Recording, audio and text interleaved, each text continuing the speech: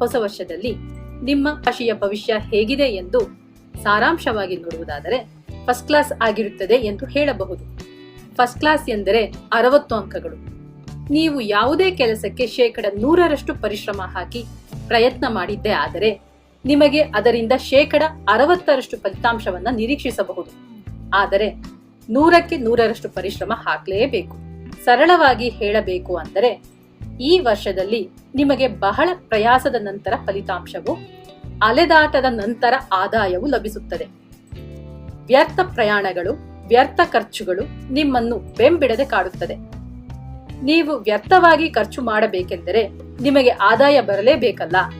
ಖಂಡಿತ ಆದಾಯ ಬರುತ್ತದೆ. ಬಂದ ವೇಗದಲ್ಲೇ ಆ ಹಣ ನಿಮ್ಮ ಕೈ ಬಿಟ್ಟು ಹೋಗಿರುತ್ತದೆ. ಈ ಸಮಸ್ಯೆ ಸ್ವಲ್ಪ ಮಟ್ಟಿಗಾದರೂ ಕಡಿಮೆ ಆಗಬೇಕು ಎಂದಾದರೆ ನೀವು ಈ ವರ್ಷದಲ್ಲಿ ಅನುಸರಿಸಬೇಕಾದ ಸರಳ ಪರಿಹಾರವೆಂದರೆ ಬರಗಾಲದಲ್ಲೂ ನಾನು ಬಾಸುಮತಿ ಬಿರಿಯಾನಿಯನ್ನೇ ತಿನ್ನೋದು ಎಂಬಂತಹ ಗುಣ ಸ್ವಭಾವವನ್ನು ಬಿಟ್ಟು ಆದಾಯಕ್ಕಿಂತಲೂ ಕಡಿಮೆ ಖರ್ಚು ವೆಚ್ಚಗಳನ್ನು ಮಾಡುವ ಜೀವನ ಶೈಲಿಯನ್ನು ಅಳವಡಿಸಿಕೊಂಡಾಗ ಮಾತ್ರ ನೀವು ಈ ವರ್ಷವನ್ನು ಸಂತೋಷವಾಗಿಯೂ ಸಮಾಧಾನವಾಗಿಯೂ ಕ್ರಮಿಸಬಹುದು. ಹಾಗಾಗಿ ನೀವು ಈ ವರ್ಷದಲ್ಲಿ ಪ್ರತಿಯೊಂದು ವಿಷಯದಲ್ಲೂ ಪ್ರತಿ ನಿರ್ಧಾರ ತೆಗೆದುಕೊಳ್ಳುವಾಗಲೂ ಎಚ್ಚರಿಕೆಯ ಹೆಜ್ಜೆ ಇರಿಸಬೇಕು. ಎಲ್ಲ ಸರಿ ಇದೆ ಎಂದುಕೊಳ್ಳುವಾಗಲೇ ಎಲ್ಲಿಲ್ಲದ ತೊಂದರೆ ತಾಪತ್ರಯಗಳು ಪ್ರತ್ಯಕ್ಷವಾಗಿ ಬಿಡುತ್ತವೆ. ಸಮಸ್ಯೆ ಬಂತು ಎಂದು ತಲೆ ಮೇಲೆ ಕೈ ಹೊತ್ತು ಕೂರದೆ ಬುದ್ಧಿವಂತಿಕೆಯಿಂದ, ಚಾಣಾಕ್ಷತನದಿಂದ, ಉಪಾಯದಿಂದ ಸಮಸ್ಯೆಗಳಿಗೆ ಪರಿಹಾರ ಕಂಡುಕೊಳ್ಳಬೇಕು. ಹಾಗೆ ಮಾಡಿದಾಗ ಶತ್ರುಗಳಿಂದಲೂ ಲಾಭ, ಆದಾಯ ಹೊಂದುವಿರಿ.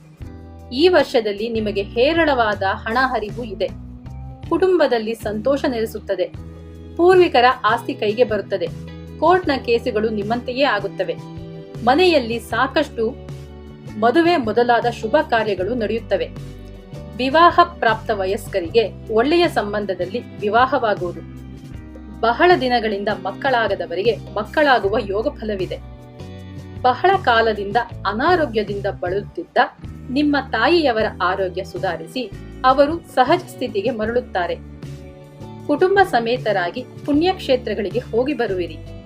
ನಿಮ್ಮ ಮಕ್ಕಳಿಗೆ ವಿದೇಶಕ್ಕೆ ಹೋಗಿ ವಿದ್ಯಾಭ್ಯಾಸ ಮಾಡುವ ಆಸಕ್ತಿ ಹೊಂದಿದ್ದರೆ ಅಥವಾ ನೀವು ವಿದೇಶಕ್ಕೆ ಹೋಗಲು ಇಚ್ಛಿಸಿದ್ದಲ್ಲಿ ನಿಮ್ಮ ಇಷ್ಟ ನೆರವೇರುವ ಯೋಗವಿದೆ.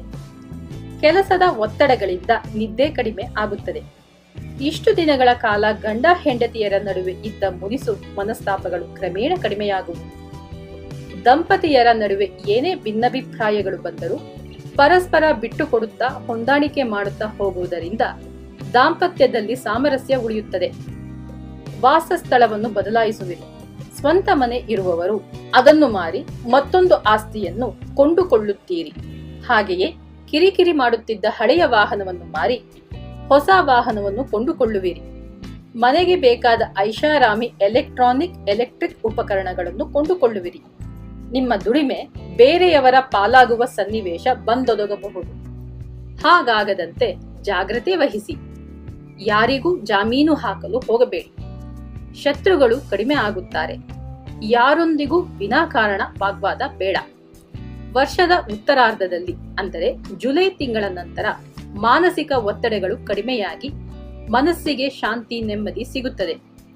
ವ್ಯಾಪಾರಿಗಳು ತಮ್ಮ ವ್ಯಾಪಾರದಲ್ಲಿನ ಹಳೆಯ ತಪ್ಪುಗಳನ್ನು ಮರುಕಳಿಸದ ಹಾಗೆ ಎಚ್ಚರಿಕೆ ವಹಿಸಬೇಕು.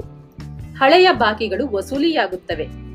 ಕೆಲಸ ಮಾಡುವ ಸ್ಥಳದಲ್ಲಿ ಮೇಲಧಿಕಾರಿಗಳ ಕೋಪ ತಾಪಗಳನ್ನು ಅನುಸರಿಸಿಕೊಂಡು ಅವರು ಕೊಡುವ ಸಲಹೆ ಸೂಚನೆಗಳನ್ನು ಶಿರಸಾವಹಿಸಿ ಪಾಲಿಸಿದರೆ ಸಂಬಳ ಹೆಚ್ಚಳ, ಬಡ್ತಿ ಎಲ್ಲವೂ ಲಭ್ಯವಾಗುತ್ತದೆ. ವಿದ್ಯಾರ್ಥಿಗಳು ಯುದ್ಧಕಾಲೆ ಶಸ್ತ್ರಾಭ್ಯಾಸ ಎನ್ನುವಂತೆ ಕೊನೆ ಗಳಿಗೆಯಲ್ಲಿ ಓದುವ ಅಭ್ಯಾಸ ಬಿಡಿ. ಸಹಪಾಠಿಗಳೊಂದಿಗೆ ಎಚ್ಚರಿಕೆಯಿಂದ ಸ್ನೇಹ ಬೆಳೆಸಿ. ಸಿನಿಮಾ ಕಲಾವಿದರು ಶ್ರಮ ವಹಿಸಿದರೆ ಒಳ್ಳೆಯ ಅವಕಾಶಗಳನ್ನು ಪಡೆಯುವಿರಿ. ಒಳ್ಳೆಯ ಹೆಸರನ್ನು ಪಡೆಯುವಿರಿ. ಪ್ರದೋಷದ ದಿನಗಳಲ್ಲಿ ಈಶ್ವರನ ದೇವಸ್ಥಾನಕ್ಕೆ ಹೋಗಿ ಪ್ರಾರ್ಥಿಸುತ್ತಾ ಬನ್ನಿ, ಒಳಿತಾಗುತ್ತದೆ. ಒಟ್ಟಿನಲ್ಲಿ ಈ ವರ್ಷದಲ್ಲಿ ಯಾವುದೇ ಕ್ಷೇತ್ರದಲ್ಲಿ ಗೆಲ್ಲಬೇಕಾದರೆ ಅನುಸರಿಸಬೇಕಾದ ಒಂದೇ ಒಂದು ತಾರಕ ಮಂತ್ರವೆಂದರೆ ಕಾಯಕವೇ ಕೈಲಾಸ ಎನ್ನುವುದೊಂದೇ. ದುಡಿಯಿರಿ, ದುಡಿಯಿರಿ, ನಿರಂತರವಾಗಿ ದುಡಿಯುತ್ತಲೇ ಇರಿ. ಆಗ ವರ್ಷ ನಿಮ್ಮ ಪಾಲಿಗೆ ಯಶಸ್ವಿ ವರ್ಷವಾಗುತ್ತದೆ. ಶುಭವಾಗಲಿ.